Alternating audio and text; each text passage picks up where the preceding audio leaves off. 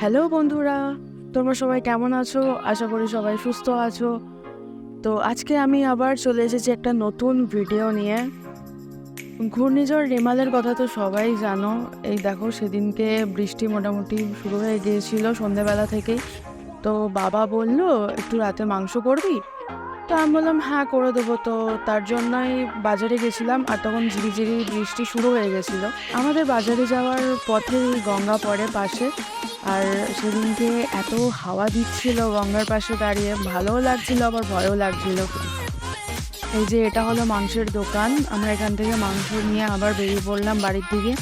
বৃষ্টি তখনও সেমভাবে ঝিরঝির করে পড়েই যাচ্ছিল। আর এই যে আমরা বাড়ি পৌঁছেও গেলাম। এরপর তাড়াতাড়ি মাংসগুলো ধুয়ে নিয়ে পেঁয়াজ, আলু, লঙ্কা, রসুন সমস্ত কিছু কেটে বেছে নিলাম।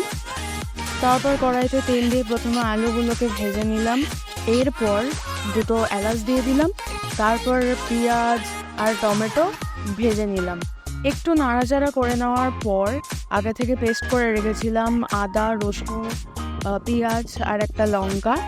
তারপর মশলাগুলো দিয়ে দিয়েছিলাম, জিরে, হলুদ, তারপর লঙ্কার গুঁড়ো আর ধনে গুঁড়ো দিয়ে ভালো করে মশলাটাকে কষিয়ে নিয়েছিলাম। তারপর একটু হালকা চিনি দিয়ে দিয়েছিলাম যাতে রঙটা হয়।